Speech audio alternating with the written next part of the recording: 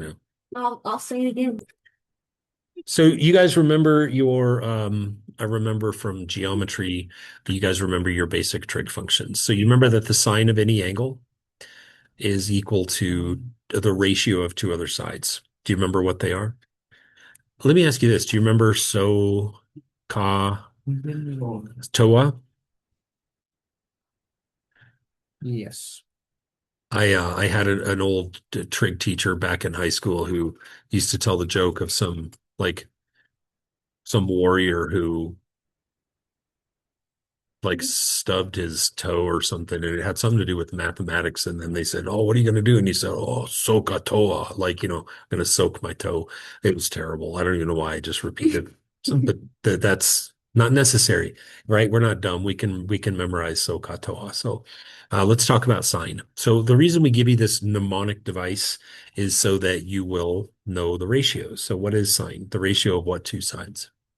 The opposite over the hypotenuse. So we're getting back into trig now.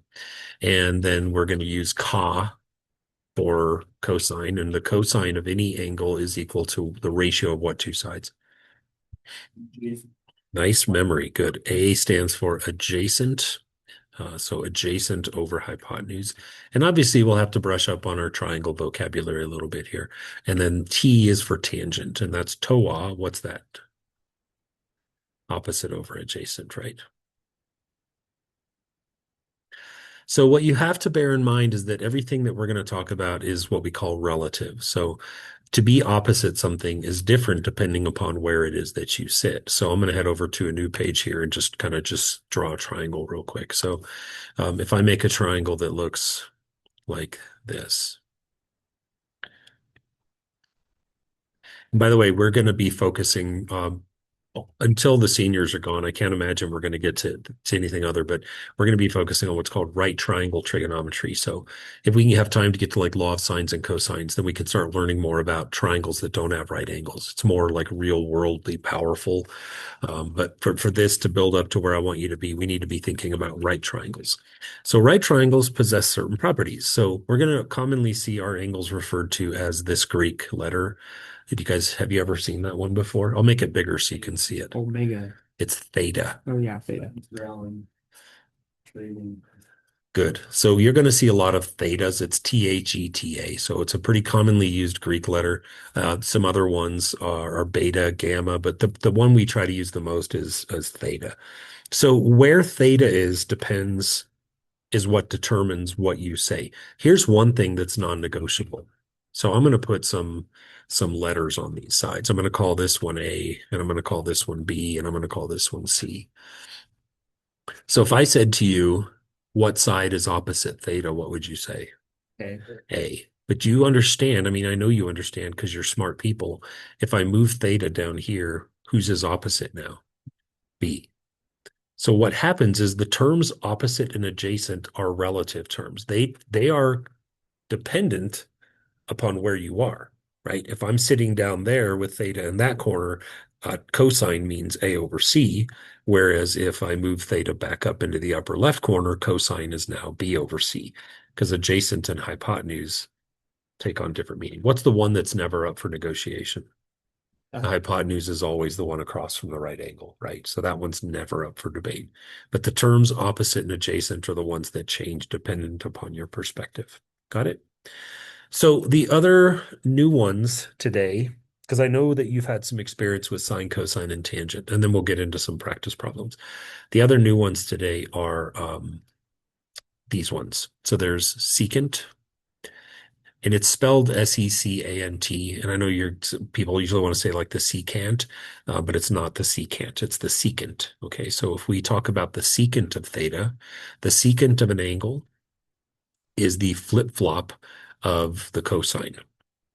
And I remember vividly as a kid and as a young teacher thinking like, how cruel, why would they not just match the letters? Because you'll see in a second, like sine starts with S, right? And Mhm. cosine starts with C, but secant goes with cosine. So, right? So what is the cosine ratio?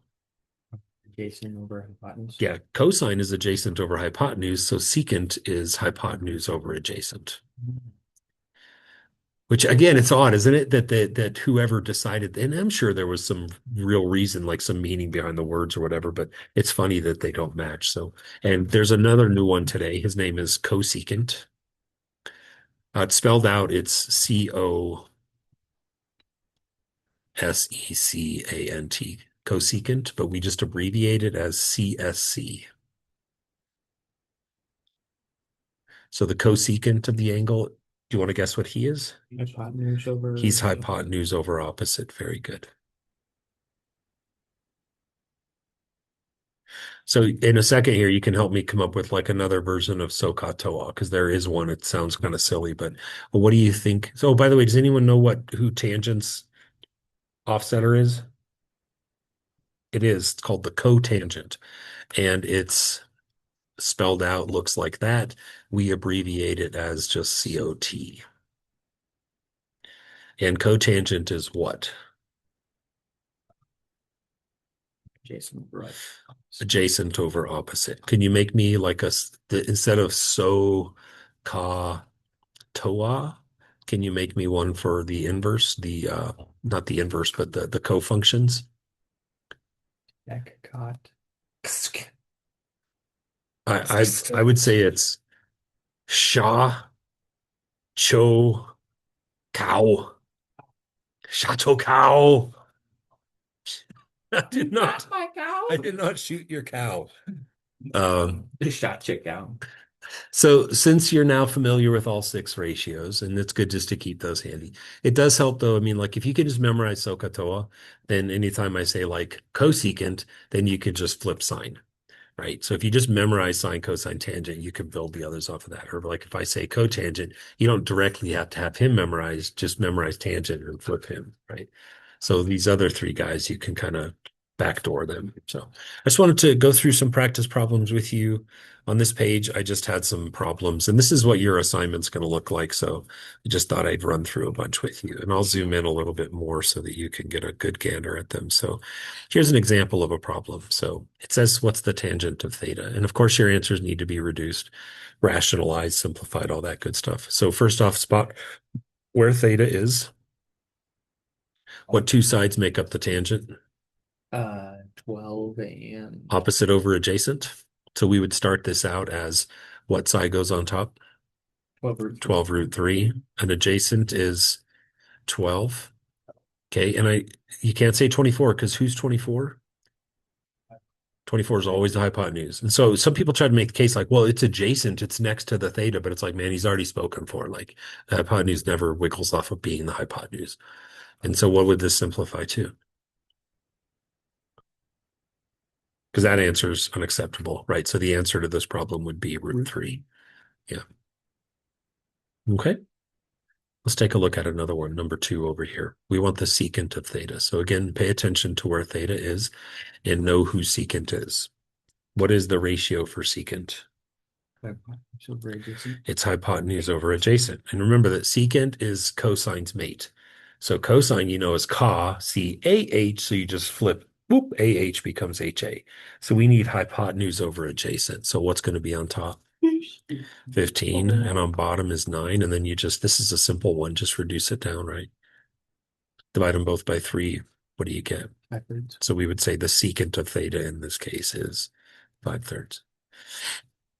All right, let's grind out some more. I want to wait till we get to one. I did this kind of last minute, so I didn't really proof it, but I want to get to some that have some roots in them. So, well, we'll just get there in a second. What's the ratio for cosecant? Over. Right, so it's like sine only flipped, right? So hypotenuse over opposite. So who's going on top? Bottom? Yes. And that one you can't reduce. So we would just say the cosecant of that angle is 17/8. And listen, at some point I'm going to nerd out and talk to you about this, about if no one's ever talked to you about trig functions before, I will nerd out. And I don't know if you'll nerd out with me. But the thing about trig ratios is I don't want them to be mysterious to you. Like I want you to understand. I'll give you the short kind of nerd out version of it. Like here, if I put a length here and a length here like this. And so let's say that I put an angle here, like, I don't know, 31 degrees.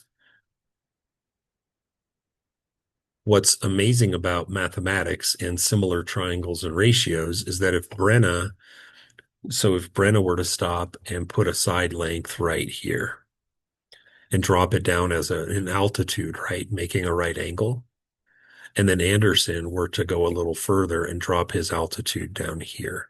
What's amazing is that the ratios are predetermined, and those ratios are called trigonometric ratios. Trigon is the word triangle. So trigonometry is the measure of triangles. And so these ratios are predetermined. And so if Anderson studies his ratio, if Anderson studies the ratio of his side, we'll call it A, to this side, B. That's called a trigonometric ratio. And your calculator knows what it is. If you type in the tangent of 31 degrees, your calculator already knows what A divided by B is. Now, if Anderson goes and he types in his version of A and his version of B, guess what he gets? The exact same number because it's a trigonometric ratio. Those triangles are similar to each other. So whenever you hear someone talk about like, what's the cosine of 24 degrees? It's nothing. I don't want it to be mysterious to you. It's predetermined because if we assume that these sides are being dropped as right angles, then the triangles have to be similar. And as you know from Mr. Manlove a couple of years ago, similar triangles have what we call proportional sides.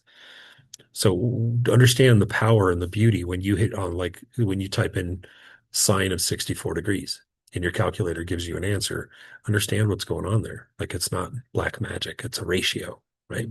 So what is the cotangent? Uh, what's the ratio for cotangent? Did we just do this one? No, we didn't do this one. What's cotangent? Adjacent over opposite. And knowing where theta is, what's adjacent? So 20 over 15, which is 4/3, right? We're finally going to see a root down here, which I've been waiting for this. Thank goodness. Oh, oh yeah, this will be good. This is a perfect example. I may not even need to finish all these with you because I think if I could just get through this 5 and maybe 6, then we can. I'd put 12 on here. I don't think you need them all. You can just practice on your own. What's the sine ratio? What'd you say? Yep. So SOH, opposite over hypotenuse. So we're going to take the opposite side of theta, who's 24, and we're going to stick it over the hypotenuse, which is 8 roots of 10. And I will say it's been a hot minute since you guys have been asked to do this, but do you know what's wrong with that answer? Oh, and That's the big yeah. one. Now, obviously, the 24 and the 8 need to be reduced, right? So we can do that right now if you want. Like divide them both by 8, right? Mhm. And we wind up with the 24 becomes 3, and the 8 just essentially goes away. But the key is that you're not allowed. Do you remember this? You're not allowed to have square roots in the bottoms of fractions. We've talked about this at some point in our 3 years together. I don't know when it was, but do you remember how to fix it? Yeah. You multiply the top and the bottom of the fraction by the root that you're trying to what we call rationalize. So we call what we're doing right now rationalizing the denominator. Root 10 is irrational, not okay. But if we multiply it by a copy of itself, then it becomes rational because it just becomes 10. And then, of course, you have to apply it to the top as well. So a proper sine of theta in this problem 3 roots would be 3 root 10 over 10, right? Would you like to practice that skill again? I could go find another one and we can practice the skill. Let's see if number 6 has any good stuff.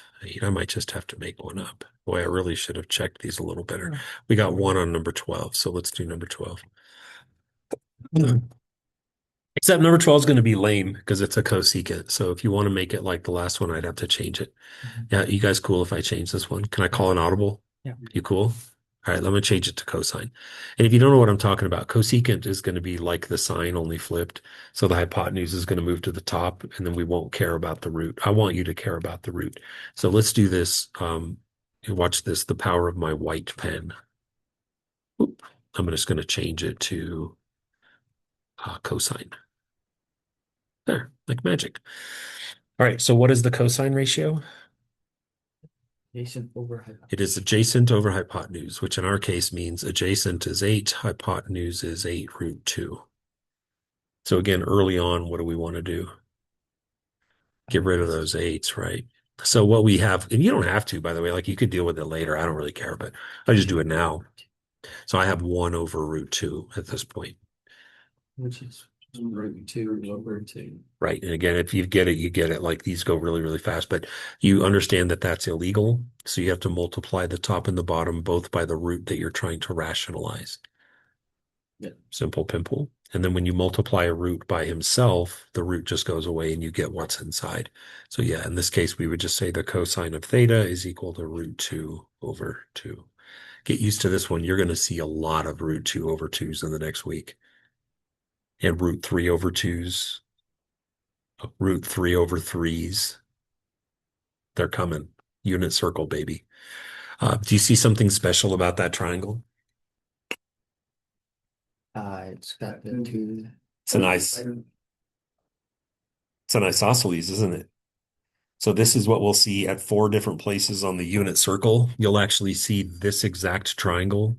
Well, except never mind. It won't be, I mean, the hypotenuse will be 1. But the point is, you'll see that triangle or some version of it 4 different times. So when we make the unit circle like this, and then I don't mean to give you like a full unit circle preview here, but when we go to learn our unit circle, sorry that it looks kind of like a pumpkin, but there are 4 places where there are perfect triangles. And the first one is here.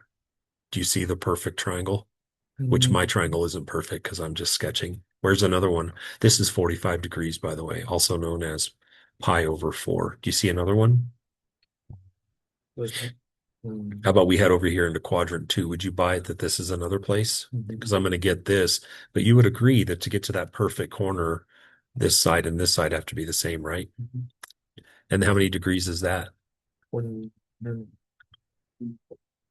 No, because you always start from here and you go all the way. So we're always going counterclockwise. Good math, 135 degrees, also known as 3 pi over 4. Do you see another one? Just take the bow tie. Just take the bow tie and flip it down. The pumpkin eyes or the devil eyes or what are those? They're creepy if you really see Take the them as pumpkin eyes. eyes, turn them into. Yeah, so let's shoot down here. And then again, you see you've got yourself a triangle where the 2 legs are the same and the hypotenuse is 1 because it's a unit circle, radius is 1. How many degrees is that?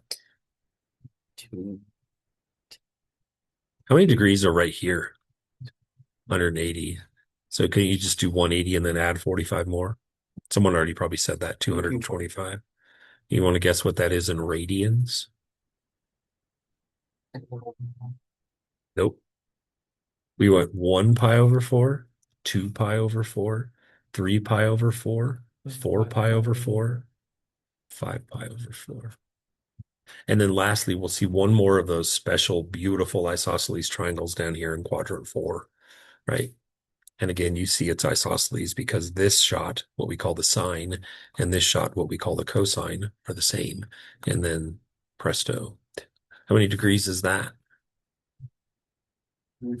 315 degrees if we're counting in degrees. And what would it be in radians? 7 pi over 4. Look at us. We just started talking about the unit circle, kind of on accident, organically, but that'll make it a little less awkward when we talk about it in the future. So you understand your sine, cosine, tangent, secant, cosecant, cotangent? Rad. I think we should dive right into this tomorrow The unit circle? without telling Zach or Andrew And just anything act like that, like, to test if well, the they secret's out now truly- because I'm still recording. They can probably hear you. Yeah. Yeah. If they watched it, they'll know Let's exactly someone what throw we're some talking shade about. at him and let's see if they watch the video. Say something that's not terrible. Not, you're not an elite athlete, Zach.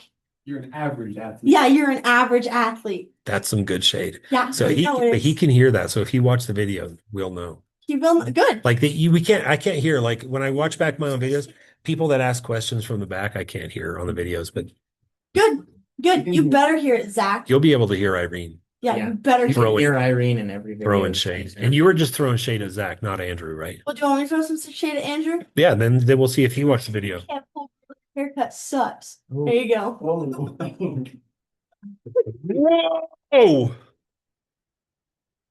Okay. Okay. I'm gonna go ahead and stop the recording now. Hey, listen, I had a really hard time with the copy machine. I wound up wasting so much paper. I wound up making you guys each your own personalized answer key because I didn't mean to, but man, I am tired. This Y-top stuff is killing me. I don't know how, I didn't know what I was doing. So at first, I don't need all this on the recording. At first, Bye. yeah, bye everybody, bye.